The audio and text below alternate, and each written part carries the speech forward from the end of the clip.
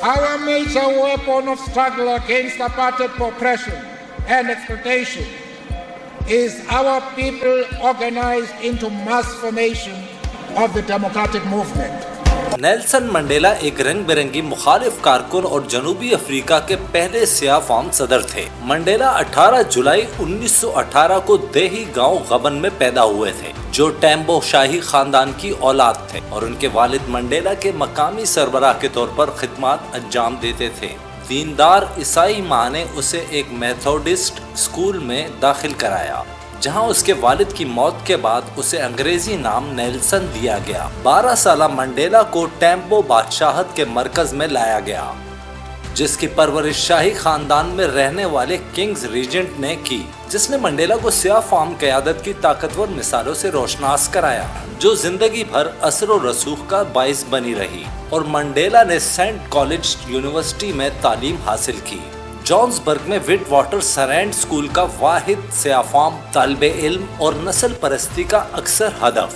Mandela نے جلد ہی 1944 میں خود کو بنیاد پرست سیاست کی دنیا میں غرق کرنا شروع کر دیا۔ وہ افریقن نیشنل کانگریس میں ایک نو آبادیاتی مخالف سیاسی جماعت میں شامل ہو گئے جس نے ایک جابرانہ نظام کے تحت رہنے والی سیاہ فام آبادی کو حق دلوانے اور با اختیار بنانے کے لیے جدوجہد کی، اور منڈیلا نے اپنی سفید فام اتھارٹی میں تیزی سے مدد کی۔ 1948 میں نیشنل پارٹی کے اقتدار میں آنے کے ساتھ ساتھی کارکن اولیور ٹیمبو اور والٹر سیمسولر کے ساتھ جنوبی افریقہ کی نسلی عدم مساوات کو سرکاری طور پر رنگ برنگی کے نظام کے تحت ضابطہ بنایا گیا تھا۔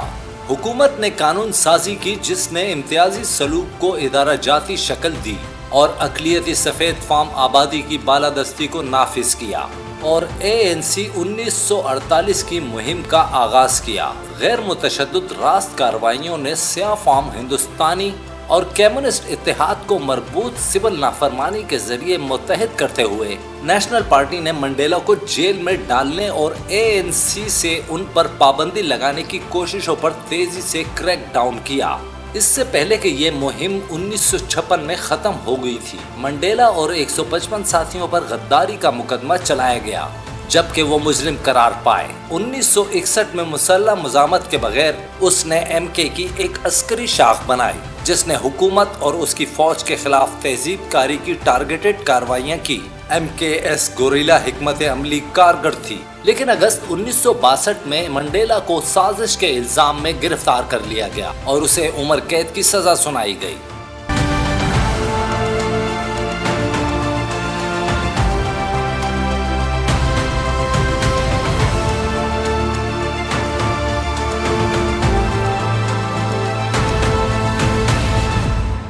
منڈیلا کی آزادی کے لیے مظاہروں اور سکھانے والے مطالبات کے ذریعے جیل کے غیر انسانی حالات کے خلاف منظم کرتے ہوئے چھوٹے پیمانے پر اپنی لڑائی جاری رکھی۔ جنوبی افریقہ کی حکومت میں بتدریج عالمی حمایت حاصل ہوئی۔ بڑھتے ہوئے دباؤ کے بعد بالآخر 1990 میں منڈیلا کو 27 سال بعد جیل سے رہا کر دیا گیا۔ جنوبی افریقہ نے 1994 میں اپنے پہلے کھلے انتخابات میں منڈیلا کے صدر کے طور پر جیت لیا۔ ترجیحی قومی پروگرام جس نے سماجی خدمات کی، تعلیم اور رہائش تک رسائی کو بڑھایا۔